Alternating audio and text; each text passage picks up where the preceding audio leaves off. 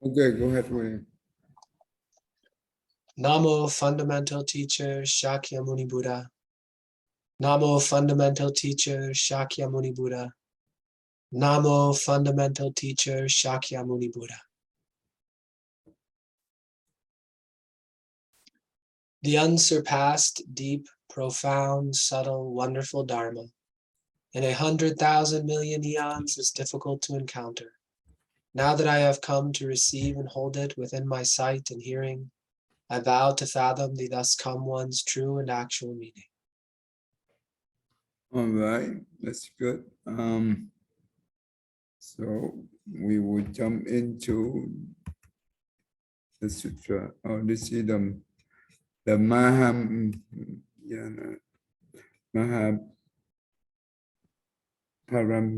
Nirvana.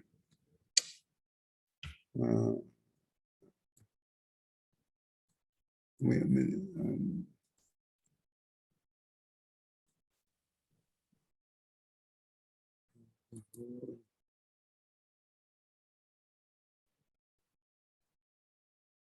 Wait a minute.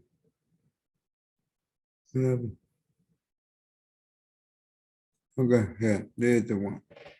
Book one, that means chapter one. I don't know why they call book one anyway. All right. You can read the title, and I think what we can do, each one of you can read one paragraph at a time, because if we can read in Vietnamese, what we do is we read together. But for the English, it's a little bit tougher to read together on the Zoom. All right, okay. William, go ahead. This is book one, The Wonderful Adornment of the, was it the Kings of the World, was that, or? Oh, sorry. The title? The Wonderful Adornments of the Leaders of the World, in book one. Thus I have heard. At one time, the Buddha was in the land of Magadha, in a state of purity, at the site of enlightenment, having just realized true awareness. The ground was solid and firm, made of diamond, adorned with exquisite jeweled discs and myriad precious flowers, with pure, clear crystals. The ocean of characteristics of the various colors appeared over an infinite extent. There were banners of various color. There were banners of precious stones, constantly emitting shining light and producing beautiful sounds. Nets of myriad gems and garlands of exquisitely scented flowers hung all around. The finest jewels appeared spontaneously, raining inexhaustible quantities of gems and beautiful flowers all over the earth. There were rows of jeweled trees, their branches and foliage lustrous and luxuriant. By the Buddha's spiritual power, he caused all the adornments of this enlightenment site to be reflected therein. Very good.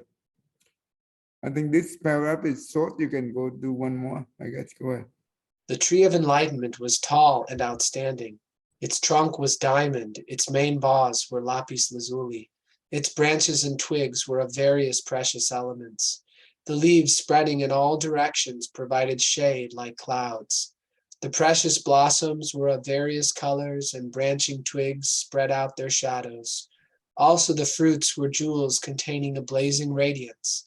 They were together with the flowers in great arrays. The entire circumference of the tree emanated light. Within the light there reigned precious stones, and within each gem were enlightening beings in great hosts like clouds, simultaneously appearing. Good, tell me, you want to do this one? Also, by virtue of the awesome spiritual power of the Buddha, the tree of enlightenment constantly gave forth sublime sounds, speaking various truths without end. The palace chamber in which the Buddha was situated was spacious and beautifully adorned. It extended throughout the 10 directions. It was made of jewels of various colors and was decorated with all kinds of precious flowers. The various adornments emitted lights like clouds. The masses of their reflections from within the palace formed banners. A boundless host of enlightening beings, the congregation at the site of enlightenment, were all gathered there by means of the ability to manifest the lights and inconceivable sounds of the Buddhas. They fashioned nets of the finest jewels from which came forth all the realms of action of the spiritual powers of the Buddhas, and in which were reflected images of the abodes of all beings. Also, by virtue of the aid of the spiritual power of the Buddha, they embraced the entire cosmos in a single thought. Their lion seats were high, wide, and beautiful. The bases were made of jewels, their nets of lotus blossoms, their tablets of pure, exquisite gemstones. They were adorned with various flowers of all colors. Their roofs, chambers, steps, and doors were adorned by the images of all things. The branches and fruits of jewel trees surrounded them, arrayed in intervals. Clouds of radiance of jewels reflected each other. The Buddha of the 10 directions conjured regal pearls and the exquisite jewels and the top knots of all the enlightening beings, all emitted light, which came and illuminated them. Furthermore, sustained by the spiritual power of all Buddhas, they expounded the vast perspective of the enlightened ones, their subtle tones extending afar, there being no place they did not reach. Good. Thank you. And Jimmy, you want to try one? Yeah, move up. At the time, the Buddha, the world honored one. In this setting, attained to supreme correct awareness of all things. His knowledge entered into all times with complete equanimity. His body filled all worlds. His voice universally accorded with all lands in the 10 directions, like space, which contain our forms. He made no discrimination among all objects. And as space extends everywhere, he entered all lands with the equanimity, his body forever set, omnipresent in all sides of enlightenment. Among the host of enlightened beings, his awesome light shone clearly, like the sun emerging, illuminating the world. The ocean of myriad virtues which he practiced in all times were truly pure. And he constantly demonstrated the productions of all Buddha lands, their boundless forms and spheres of light extending throughout the entire cosmos, equally and impartially.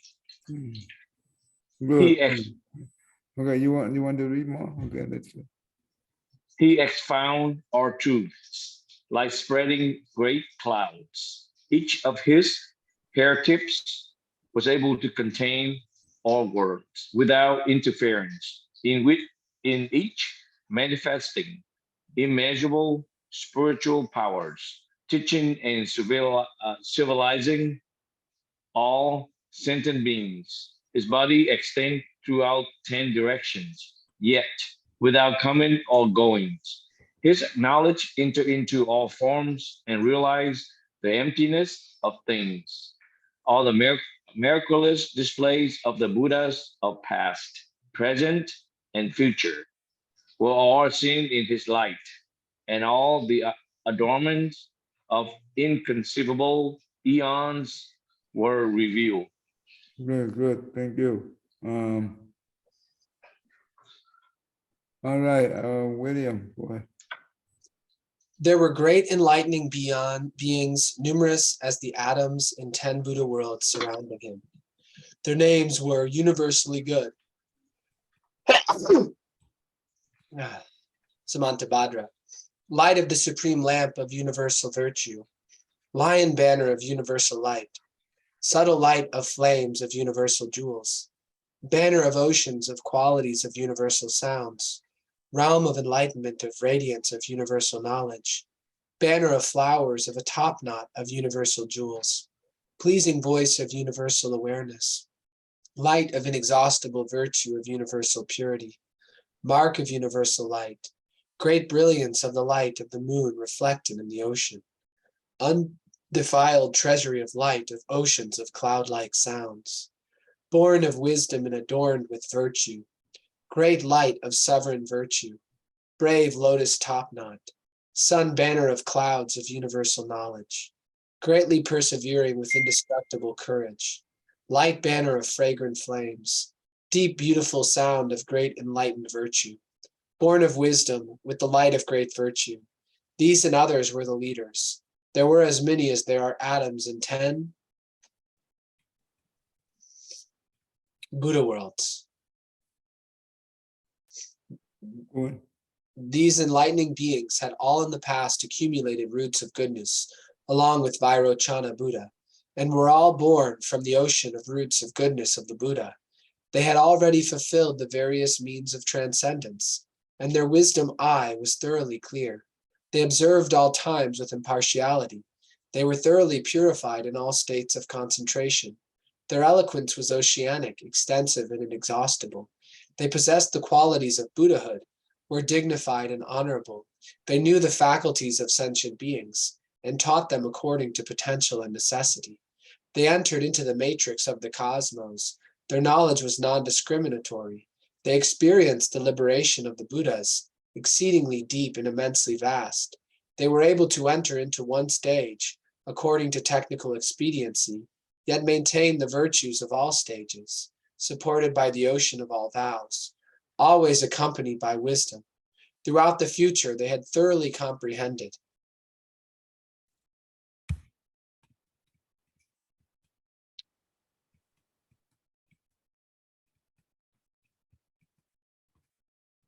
They had fully comprehended the rarely attained. I can't see where comprehended was. Well, comprehended the rarely attained, okay. Vast secret realm of all Buddhas.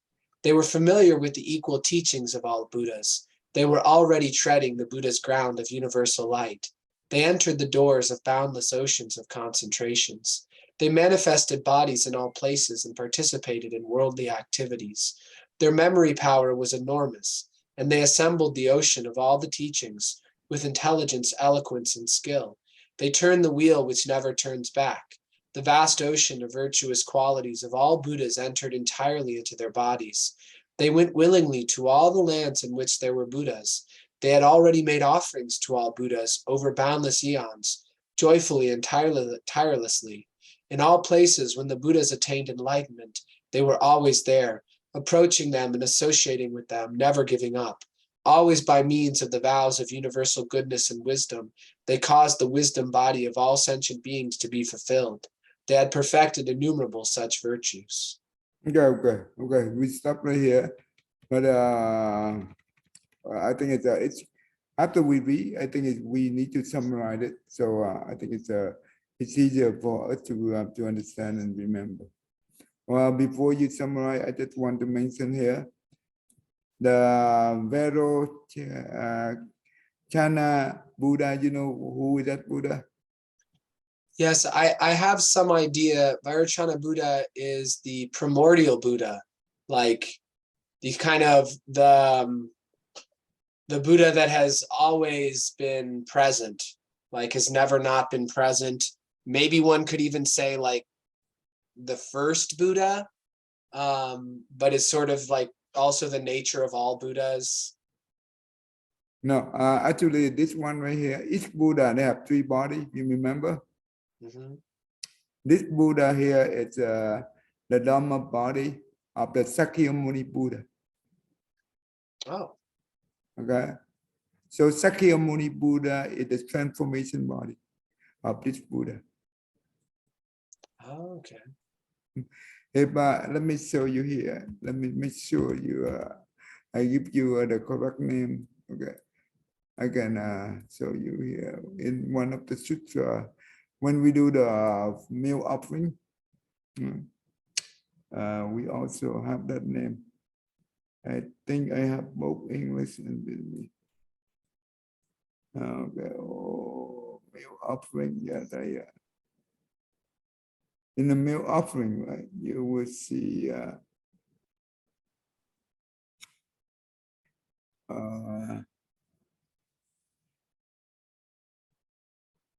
not this one. Not this one. Yeah, this one right here. Pháp Thăng. Okay. Now we render this offering to the pure Dhamma body, Chana Buddha. You see, pure Dhamma body. This is the Buddha. And the reward body, they call it Zanda Buddha. So this is the reward body of the Sakyamuni Buddha. Does it make sense? Yeah, I understand. Yeah, so this is the reward body of the Sakyamuni Buddha. Sakyamuni Buddha is the transformation body. Okay, even though the Dhamma body of all Buddha, they are the same, but they do have a different name.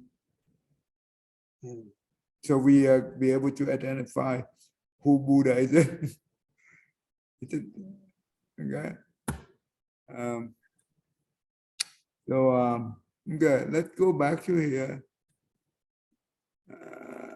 What the?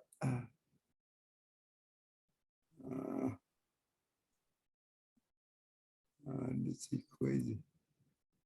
So today we done this one up to page number 4. Let me see. Page number 4.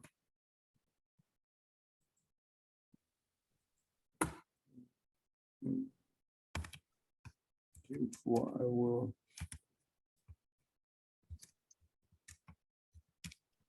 Yeah. Can you be able to summarize all what we just read? I can try. Yeah, try. So this is this starts at the time after the Buddha's enlightenment, and the like in that state of enlightenment, all of the kind of everything being exceedingly precious. It's like they're using it as like saying the ground is made of diamonds, just completely stable in this state of enlightenment. Basically, the kind of the Buddha's internal realization transformed the land around him. And I think probably the ground wasn't literally diamonds, but the closest way we can understand the truth of how the Buddha sees the area around him at that moment after enlightenment was probably the easiest way for us to begin to understand it, is to say that the ground is diamond. And then all of these other magnificent things that, there's this tree of enlightenment that's made of all these different gems with gems of fruit. It's raining down gems, which is basically that. 7 treasures. Yes. There are 7 different treasures. Yeah. 7 different treasures. So, But yeah. So and this thing here is describe the Buddha land of the được không? Ông đang giờ học để giúp bây giờ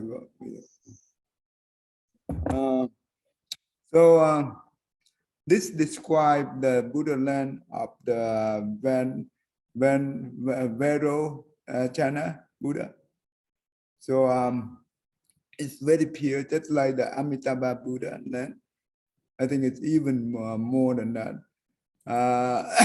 In the sutra, because usually when we see the Buddha land, it's a Sakyamuni Buddha in this land, right?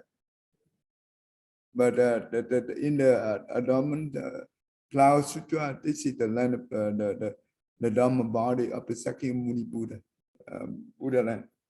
And it's described beautifully. And all the material you see, the tree, they are from different treasure, right? That means from his practice of virtue, right? Through our infinity lifetime in the past, that he benefit the living being is unbelievable, right? That means throughout his Bodhisattva path. That's why all the things materially you see it comes from his wisdom and from his blessing. Okay. You remember one time I told you a goal, it comes from with virtue, right? Yes. Yeah. So 7 treasure, it comes from 7 different kind of virtue. So all the material come from the mind. All in this sutra, the Buddha said that all things created by the mind. Right? And what else? When the Buddha mentioned about the Bodhisattva, a list of Bodhisattva name, you remember? Do I remember? When the Buddha in here, he in here also mentioned a list of Bodhisattva name, the great Bodhisattva.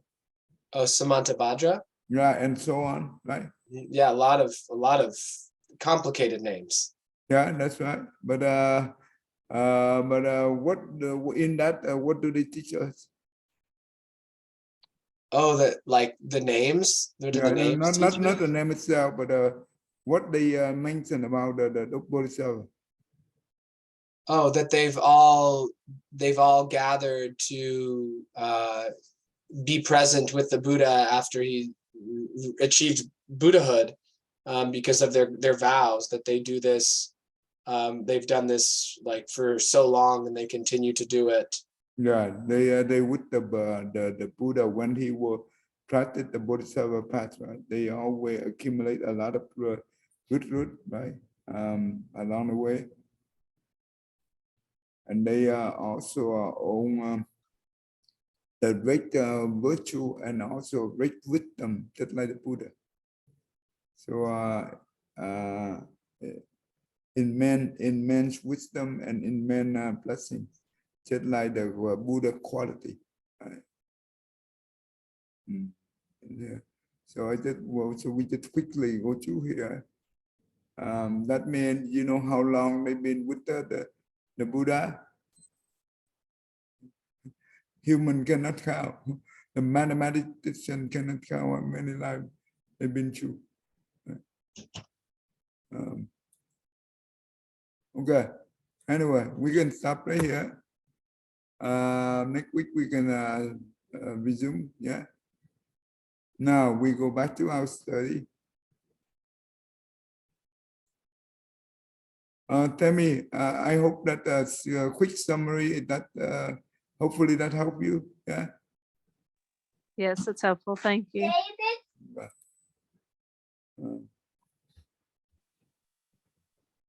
But the whole idea to learn this thing here at the end, I would like to share you the 4 Dhamma ram. In this sutra, the core teaching of this thing here, we will learn how to contemplate on the 4 Dhamma ram. It's beautifully, okay. So that will help you to understand the cosmos in Buddhism, as well as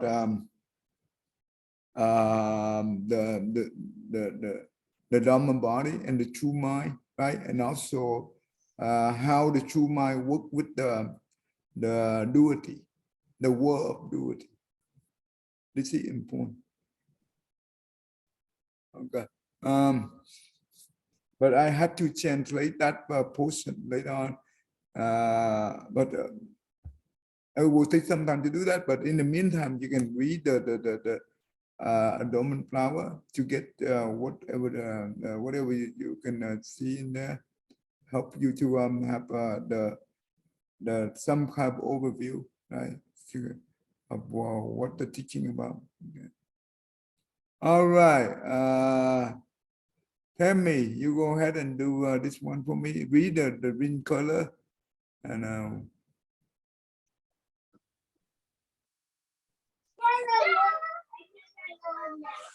The power of protection from great fear. Original verse 13. Like entrusting myself to a brave man when greatly afraid, by entrusting myself to this awakening mind, I shall be swiftly liberated. Even if I had committed extremely unbearable evils, when do the consciousness not devote themselves to this? A man traveling in an area where there is a great danger from robbers and wild animals will be filled with great fear. However, if he entrusts himself to the protection of a courageous guide, he will immediately be relieved of his anxieties. We human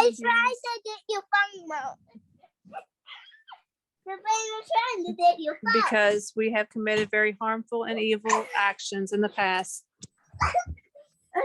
are likewise exposed to the fearful dangers of birth in one of the three lower states of existence. As a hell being, hungry spirit, or animal, even as human beings, we fear birth, sickness, loss, violence, old age, death, and the other painful efforts of our non-virtuous actions.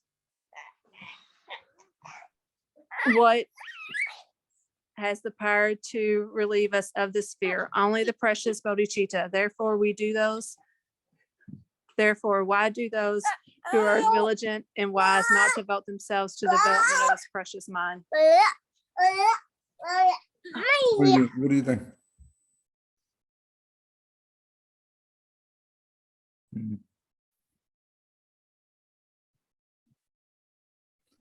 Okay, I'm not sure right now. Okay, it's okay. When I won. William, can you help her? Because the kid keep her busy. Oh yeah. Demi's got a handful there, that's for sure. He's got a couple handfuls. because the kid said that I want to hear the Dhamma too. Why don't you let me hear the Dhamma? So here it's created. There's an analogy that putting our faith in bodhicitta, in the act of cultivating bodhicitta, it's like if we were going on a trip where there were dangers, that we hired a guide that was experienced and brave and could help protect us from these dangers.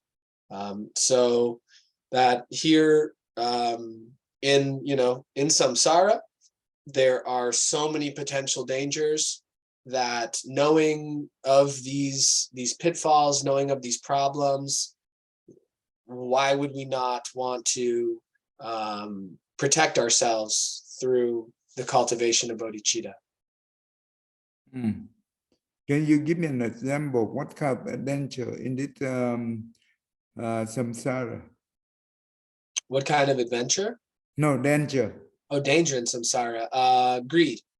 So if we really want something, like say, we want money for whatever reason, whatever we can get with money, we may be willing to take actions that could actually harm someone else in order to get that money.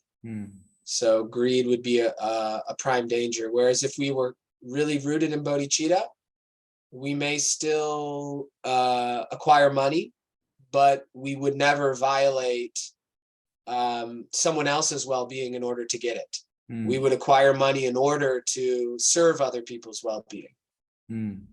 So basically, when we pray a bad karma, the danger here, we will end up in the lower three realm, right? Yes, yeah. That's the danger we are talking about. Yes. Good. So I show you this. You remember the king name? This is I take from the sutra.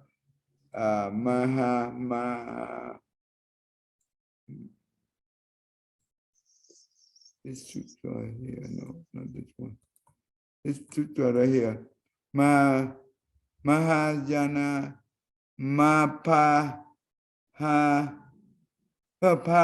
Pari Nirvana Sutra. This is the one that we read in Vietnamese. And this sutra is very good when it's mentioned to the king, one of the king that okay, hold on, wait again. Okay, yeah, this is start from here. You know this king right here? Ajatasatru. I've heard you mention him a few times, but I'm not familiar with his stories. Oh. Ante Timmy, you remember this king? Dạ mô Phật bà thầy, ba tư nặc đúng không ạ? Ai sẽ thế? Oh, sorry. Anh biết ai sẽ thế là, you know who is it? One of the king heard the Buddha during his time trying to preaching Dharma. Yeah, that's correct. What else he did? I think at one time on the way, Buddha was on the way somewhere. I remember correctly that one of the he pushed one of the a big rock and tried to hurt Buddha. No, that is Devadatta, not him. But anyway, this king right here, very evil. He was the one who imprisoned his father, was the king, was a good king in the prison, make him dead to the hunger. That's how he became the king. Okay, and he associated with Devadatta to harm the Buddha, right? So he prayed a lot of, but he killed his father. That is the most evil, offensive evil. Okay, so and during this time in this sutra, do you know when the Buddha speak this sutra? This sutra right here. It's the Maha Parinirvana Sutra. So would it be right before he entered Maha Parinirvana? Yeah, on that day. Yeah. I mean the last day, right? He speak this sutra. And and the Buddha said that that means everyone already gathering to witness the Buddha about to enter Nirvana. But the Buddha said that I will not enter Nirvana if I am not able to help this king.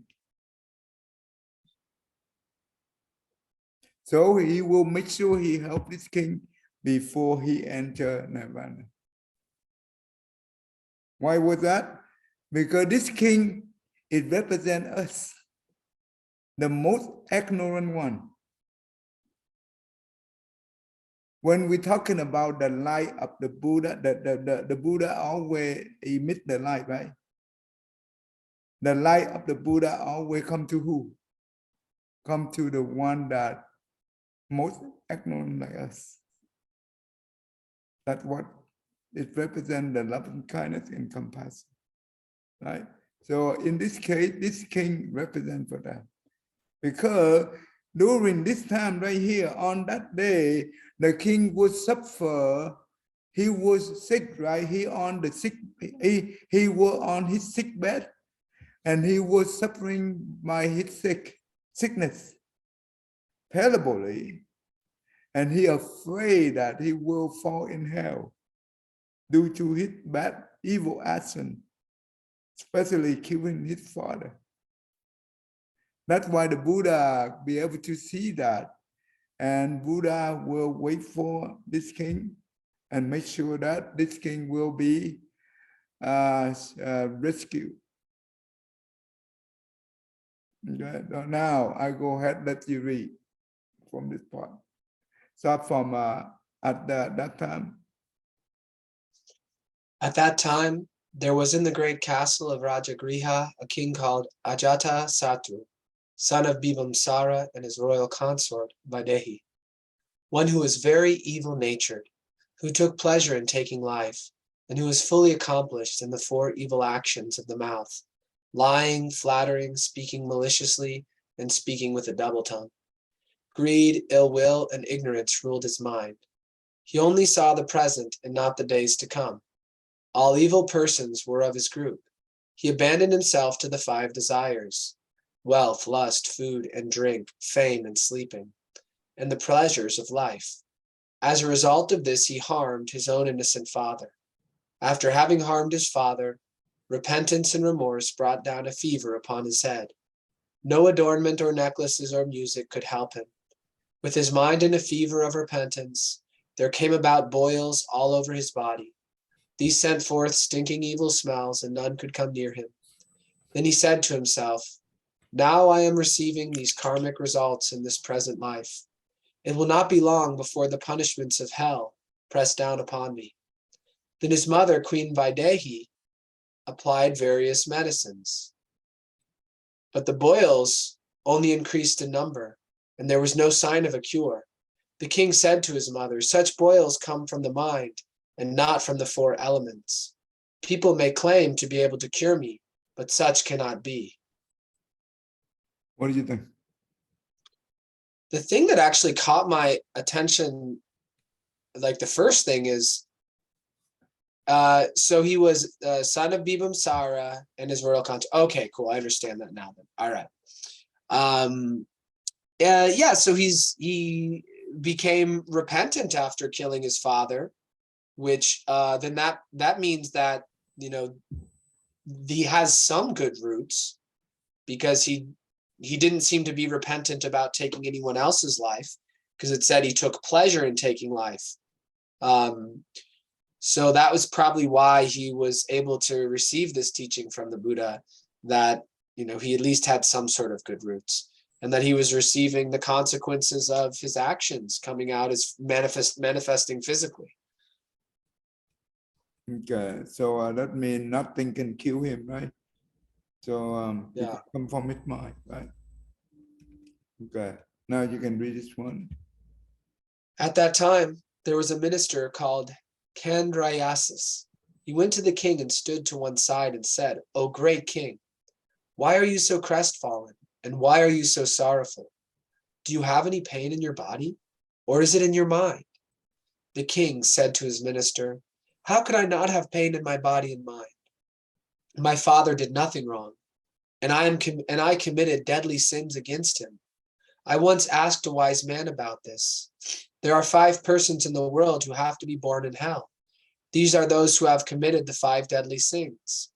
I now have innumerable, boundless asamkhayas of sins. How could I not have pain in body and mind? And there can be no good doctor who can effect a cure for my body and mind." The minister said, "O great king, do not be sorrowful," he said in a gatha. "If one always worries, the worry ever increases and grows. If one is pleased and sleeps, one's sleep ever increases and grows. So does it stand with greed, lust, and drinks.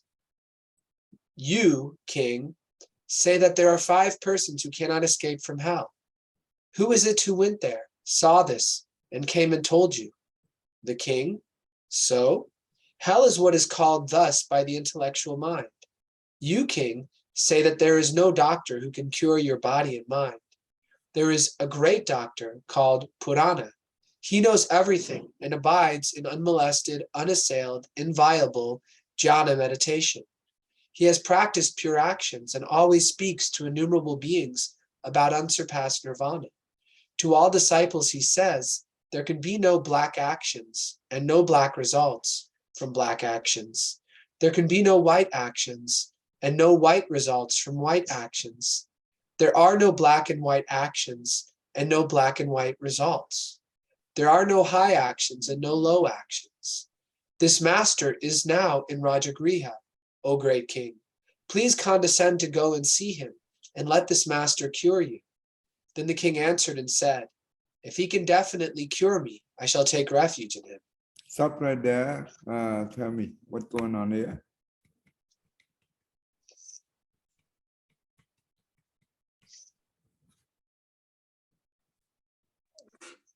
I'm not sure. I can't summarize it. Oh no. Let William. I mean. Okay, I thought you said Tammy. You said No. tell me. I will stop right here so William can summarize. Not tell me, sorry. Okay. So one of his ministers came to him and noticed that he was suffering and asked him about it. And the king said, "Of course I'm suffering. I killed my father who was innocent. And a wise person once told me that there's 5 types of people who are going to have to be reborn in hell." So he's implying that, he's one of them because he, killed his father, and he has so many sins that no doctor can cure him. But then this minister is saying, don't worry, because if you worry just grows. But if you're pleased and you sleep, then being pleased and sleep grows. Mhm. The same is true with greed, lust, and drinking.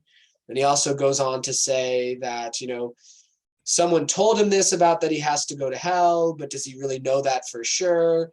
That no doctor can cure him? Does the king really know this for sure? And then he says, there's a great doctor who's currently in their city, and that he dwells in deep meditation, and he speaks about nirvana, and also talks about basically the emptiness of actions and results. And Kandi Rayasas thinks that he may be able to help the king. So the king says, if he can definitely cure me, then I will take refuge in him. But yeah, did you see that he said that no black and no black action, no black result, no white action, no white result, no black and white action, and no black and white result. What is that? Well, I need to hear more about what Purana thinks to make a judgment, because it can be kind of like that Zen story of the it was a lower practitioner who was always talking about emptiness, but then the Zen master said, okay, if everything's empty, here, eat this. And he had the fistful of ash, and that, clearly eating ash is different than eating food. So for human beings who have not attained enlightenment, I think sometimes we can fool ourselves that we understand what total emptiness is. We still are actually quite subject to forms. So, I mean, they say, it seems like, Purana could be talking about kind of like in the Prajnaparamita, where form is emptiness, emptiness is form. In essence, there are no distinctions, but that's sort of absolute. But relatively, day-to-day stuff, we do need to make distinctions with actions, and to avoid this exact situation the king is in. To kill your father is bad. Really, to kill, period, is bad. And that's killing is a black action. It leads to a bad result. So it's I don't expect that the king in his current state will be able to necessarily just realize emptiness as a way to deal with his rebirth in the hells. I think probably he also needs to try to cultivate good actions before he dies, to try to have some more blessings to be able to endure the suffering that'll have to endure. Okay. At the time the king was very sick, right? There were 6 different ministers, right? His minister, each one of them have follow one of the 6 wrong view ascetic. You remember in the Buddha time, there were very popular 6 wrong view ascetic. So, and this guy right here, right? He said no black action, no black result. That means no white action, no white result. It means that there is no cause and effect. That means he do not believe in the law of cause and effect. That's very scary. And that's why he said to the king that, well, that means if you killed your father, even though that is a black action, because there is no black action and no black result. So you don't need to be responsible for that. And that's why in the Gatha, right, he said like this, well, if one always worry ever increase and grow. But if one is free and sleep, one sleep ever increase and grow. Can we be able to do that when we are suffer? Can we say to our mind that, well, don't pay attention to that. Only focus on please ourselves and sleep. Can that be help you help us to kill our problem? No, it's not when it's so severe. Maybe smaller things we can distract ourselves for a while, but not when you're covered in boils and have a fever and killed your father. So this means that they do not believe in the law of cause and effect. So this is the first wrong view ascetic. This minister follow, right? So this is very, very evil. Because the king, he very evil. That's why he always associate with bad people. That means include his minister, right? Mhm. Mm. I hope that will help you, right? A little bit. Okay. All right. Tammy, you can read this one, right? This is very good. I will, at the end, I will connect that to what we learned in the Bodhicitta. Tammy, you can read. And there, yep.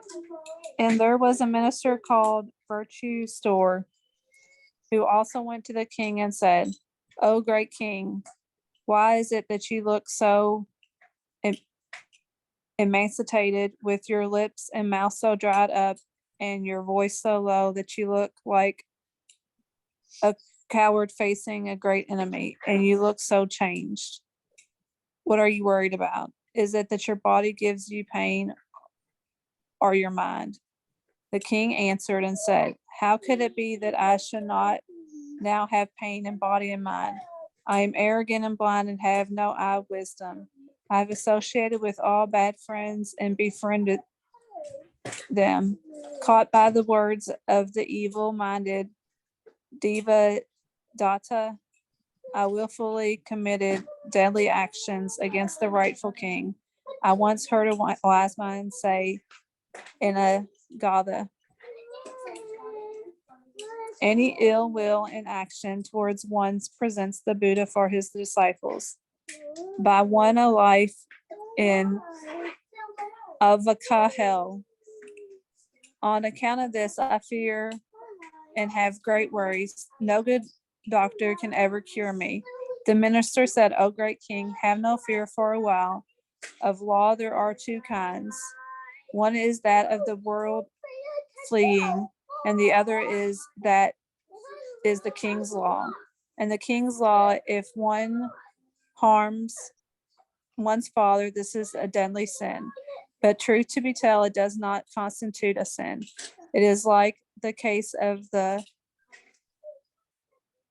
Kala insect, which gains birth by breaking out of the belly of its mother insect. As this is a law of its birth, the harming of one's mother in truth does not buy one any sin. It is the same with the conception of a mule. This must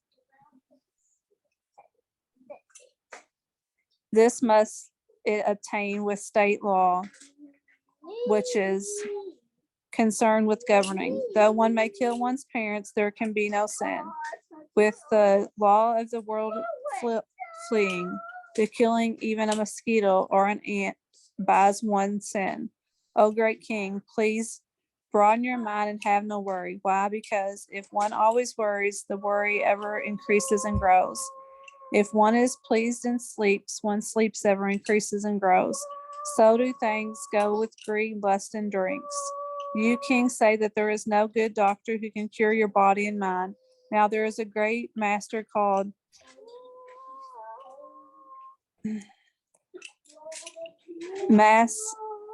Maskar Rosputa. He knows all and pities being as one would his own child. Himself already away from illusion, he thoroughly extracts the sharp arrows of those three poisons. All beings cannot see, know, and realize all things. Only this person sees, knows, and realizes. So the great master always speaks to his disciples. All beings have 7 things with their body. What are the 7? Those are 1, earth, 2, water, 3, fire, 4, wind, 5, sorrow, 6, bliss, and 7, life.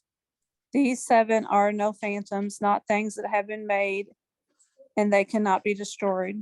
These are like the Izaka reed, hard and strong reed, from which arrows are made. They are ecstatic and as immovable as Mount Sumeru, and they do not abandon one.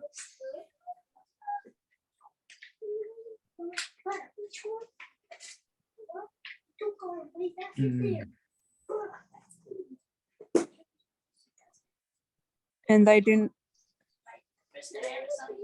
not abandon one, and like milk and cream do not come into conflict. One may strike with a sword at sorrow, bliss, good or non-good, and they cannot be harmed. Why not? This is like the 7 categories of the void, where there is nothing that obstructs.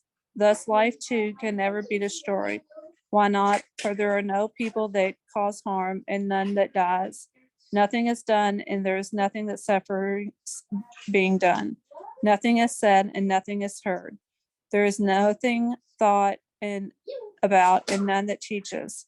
He always teaches thus, and will enables beings to do away with innumerable grave sins. This master is now in the great castle of Ra'aga, O great king. Please consent to go to him. If you see him, all your sins will die away. Then the king answered, if he definitely can make away with all my sins, I shall certainly take refuge in him. Also, there was a master called. Okay, stop right there. Stop right Okay. there. That's good. So what do you think? This may be too much for you. Okay, stop. Yeah, that's too much for me. Okay, the virtual store, right? After king, the same thing with the other minister, right? And the king also said that, and this is where the minister said that it's about the world fleeing law. What is that law look like? He's talking about like the Kalala, right? Insect. The way the Kalala insects were born, that means the insect have to break breaking the mother belly to get out, and that's why they no sin. That's what this minister said. That's what the master said, that they no sin, even though when we pray a very evil karma. And here give a few examples. One of that, and the other one is the meal. I'm not too sure. Maybe the meal is the same way when they will give birth. I'm not too sure how that works. That's why he also mentioned about one always worry will roll, right? But if he flee and sleep and flee will roll. I don't know how that roll. And therefore, he also said that nowadays, okay, no, this is another one. So this is another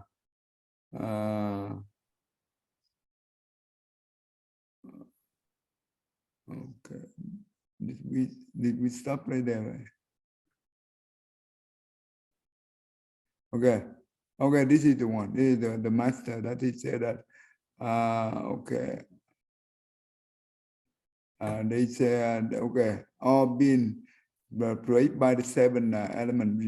This is 7 in their word, in their term.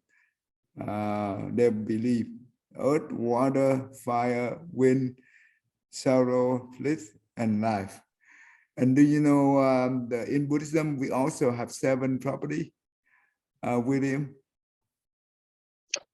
Oh, and 7 properties. Okay. Yeah. Are they're also They- kind of the similar, but then it's like instead of, it's not sorrow, bliss, and life, but it's, was it consciousness is one of them, or Yeah, that's right. Earth, right? Earth, water, and empty fire. space? Empty And then- space? No, that space. Yeah, that space. Right? And the view. Okay, this is the 6th one. You know, this 6th one, 6th property here, you know, what does that do? You know what does that represent? The That's 6th? the present our body. Thank you. In the Sangram Brahma Sutra, the one that you learned with the master on Tuesday, Mhm. they're talking about this 6 right here, create the non-living being.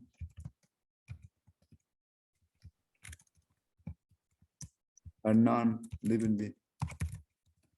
That means like the tree, right? The plant, whatever, right? A table, a cup, whatever, the material, basically. A house, right? Do you know how this thing works?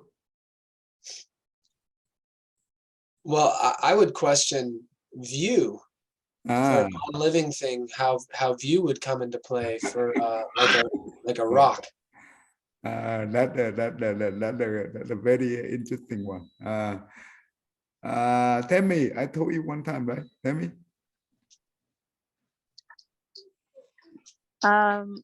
Yeah, because I'm confused on it too. Because the view was like your understanding, I thought. So I wouldn't know how that would come into play with a rock either. Okay, no. When I'm talking about the material here, it's like a house, a table, a car, whatever the human make, right? Whatever the it's created by the mind. That's what I'm talking about. So far, so good, right?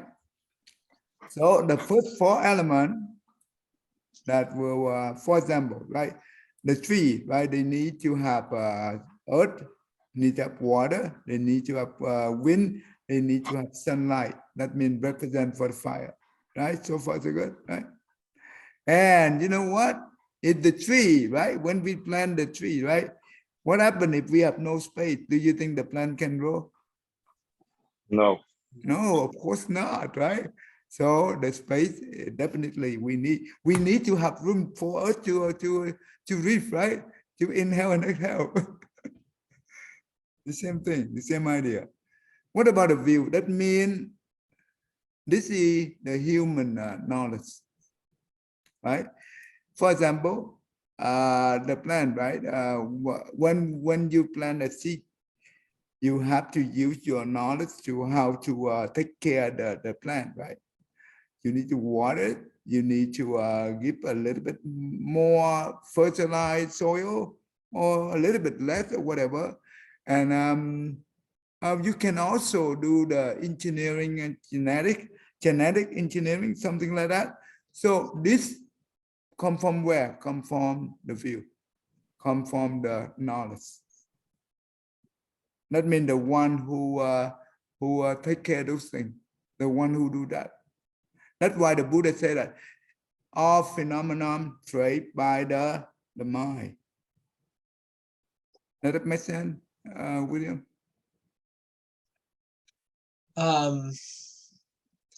I wonder, like in the case of a tree that say I didn't plant, it's just growing wild out there. Would view still be a component for that? Maybe the view is not the component for that. That's correct. Okay. But if we want to create things, right? For example, engineering, Mhm. we invent things, right? So the view will be definitely needed. Okay. But if for the thing it's like the rock or whatever, come from the wild world, right? Yeah, I Yeah. don't think view is it's necessary. So at least they need 5 elements, 5 properties to create things. But the 6th property is It's the thing that we pray that we invent, right? Okay. Yeah, that makes sense, because we're going to invent things based upon a certain view. If we see that saving sick people is important, well, then we're going to invent medicines. Right, If we see that killing people is important, we're going to invent weapons. right, So the view we hold will inform what we make. right. Just like the iPhone, iPad come from who? Come from Steve Jobs, right? Yeah. Right. So that's the view. Yeah. If we add one more, right? If we add one more,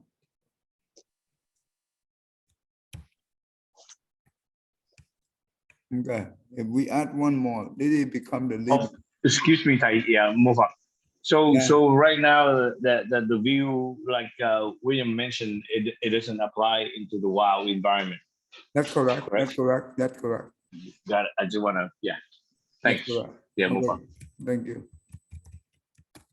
Okay. Now, this will represent for the living being, all living being, even the insect, even the tiny insect.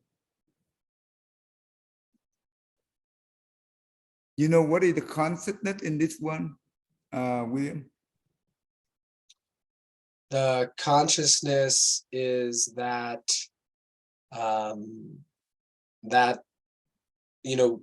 being aware of an event. I hear you often define consciousness as false thought, where kind of being aware of an event and then having there's a setup of like an observer and an observed, a self and an other, a mind and then a matter that is sort of kind of at the core of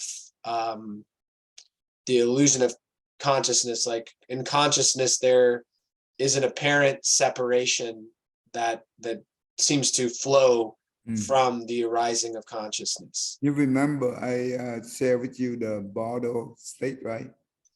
Yes. Okay. Consciousness, in this case, this is the alaya consciousness. And the alaya consciousness is the storehouse consciousness. And right, it's when we die, right? Basically, this will become the stream of consciousness. The stream, the word stream is very important. Just like the river, it's flowing, never stop. And it's that is the connection of from one life to the next life. And not only the vivid life, but many vivid life. Does it make sense? Yes. That's why the stream consciousness is holding what? Holding the power of karma. That's why when we enter into the mother womb, right? And the mom give birth to us, not all baby equal. Some baby come out very healthy. Some come out very unhealthy. Some come out very beautiful. Some come out very ugly. Some come out with the long lip. Some come out with the short lip. And some come out with a perfect body. Some come out with the birth defect or whatever, right? Due to the individual power of karma. This is important. That's why the power of karma every week, right? Inside the mother womb, there is different name of karma wind. Create the fetus, physical body as well as the mental. This is important. That's why there is no creator can create us, but only our stream of consciousness. So the seven property is important, very important. So when we learn about the wrong view, right? That you see that in there, they show us 7 elements, right? They show us 7 elements. They say that earth, water, fire, wind, sorrow, and bliss. and life. This is not the right view. Okay? The thing I just showed you, the 6 element and the 7 element, this is, in Buddhism, we call the right view. And when you use that element, you contemplate this, it will give you the right intention or the right contemplation. Does that make sense? Yes. This is important. So when we learn this thing here, we have to pay attention and aware of this thing here, that we be able, when we see it, we be able to to identify or to distinct, and it's to know it, which one is right, which one is wrong, right there. This is what we call the eye of wisdom, the eye of Dhamma. We have to develop slowly when we learn more and more about the Buddha teaching. Okay. All right, that's really good. That's really good. So that one, this is the second wrong view, right? That's why they give the that.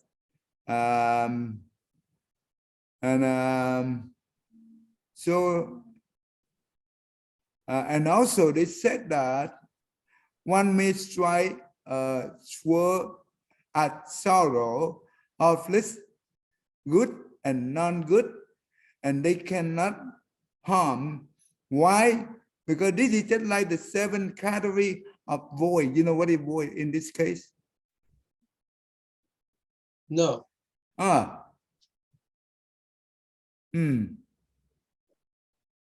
Let me show you this.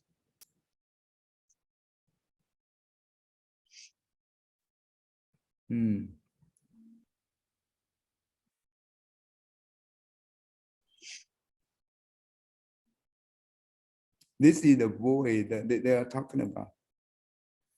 In this, no, not this one, sorry. Okay, Surang Gamma, right? We read one of them, they go down to here. Không có thể tiêu tan nguyện con. Okay.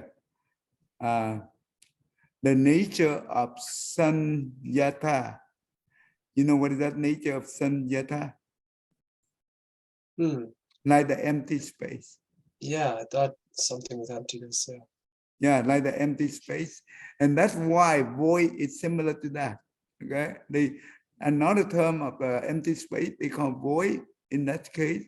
That's what I think that's what they mean. And that's why they say that when you use this word, right? You hit it. Okay, in here they say that okay. Like you okay, one may strike with the sword at the sorrow, bliss, good and non-good. They cannot be harmed, because just like the empty space, when you use the sword to harm the empty space, can you harm the empty space? No. No. But you know what? This is the wrong view. Because the way they translate, the way they understand in this way, even though from the empty space, but we still have all things, all existing, exist in the empty space. Just like in the empty space, right? We have all living beings, we have non-living beings. Why was that? The Buddha, the Bodhisattva, the South here, and the Pasika Buddha, they all see all phenomenon. That means include living being and non-living being, illusion. It's not real. So just like the empty space, right? But living being like us, do you think that we see things illusion or real? And Jimmy? Yeah, more okay. For the human being, we see things as real, but eventually it's not real. Okay, when you learn the Dhamma, right? But if you don't Correct. learn the Dhamma, it's always real, right? Does that make sense? So if the empty space in this case, it means the Buddha nature. Yes, from the Buddha nature, it's very pure. But why the living being cannot see the Buddha nature? Because they see things real. Therefore, even though the Buddha and the Bodhisattva see those things as illusion, but he arrived with the great compassion. And he never abandoned the Bodhisattva path. He never abandoned the living being. Why? Because he knows the living being see things real. But the Pacceka Buddha and the South here, they only have one way. That means their emptiness, only one side. They do not have the other side. They do not realize that the living being do not see things.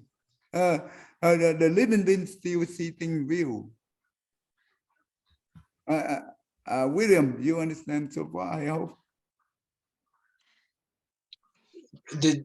What you ask, Tay? And, do you understand what I try to explain to you? Yes, absolutely. This is the difference between the small vehicle and the great vehicle, or the Theravada and the Mahayana. This is very important. I've heard someone before try to use emptiness to defend eating meat.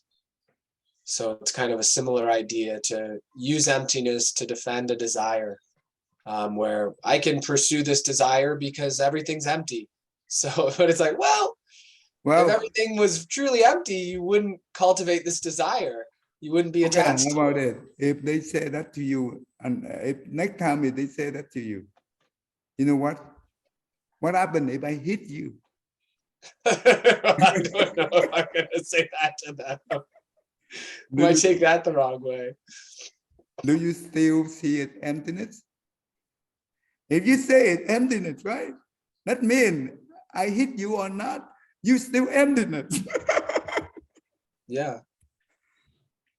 That's a good point. This person was not interested in, I wasn't interested in discussing with them because I knew how the opinions they held, and that they weren't open to actual discussion, but they were interested in telling me theirs. So I listened to them, but I didn't agree with them or try to like pursue the conversation. I just got out of the conversation as soon as possible. Yeah, when the people, I just you know what, one of the Buddhist, the lay person here at the temple, he was here with us for some time, right? But you know what, he have very wrong view, just like the way you just told me, similar to your friend you met. And you know what, he tried to teach me the right way to have the right view. I said, okay. But anyway, that for those people, we don't want to use our energy to discuss because it's no sense, right? But anyway, so that's why when we read this thing, we have to be very careful. Otherwise, if we do not recognize, and we could easily have the wrong view as well. So that's important. That's very important. So so far so good, right? We will stop right here. I hope. So next time so this is very important. Now let me connect this to our learning about this one here. Okay. You know, this one right here, we learn, what we try to learn? The power of protection from the great fear, right? Great fear, who is great fear? Who in the great fear right now? William. People who are Oh, the one we just learned right now. The the king. ones in fear. I mean, the people who are receiving retribution for bad karma. Yeah, that means the king, right? In this case. Oh yeah, he's in great fear. Yeah. Yeah, the king, right? He very fearful because he know that he commit very evil karma, that he killed his father, right? In the great danger. But you know what? That each one of his minister tried to convince him to follow them in the wrong path. So, and that is also great fear. Now, later on we will complete that.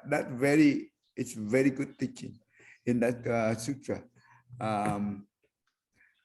Next week we continue. Okay, let me we can close here today.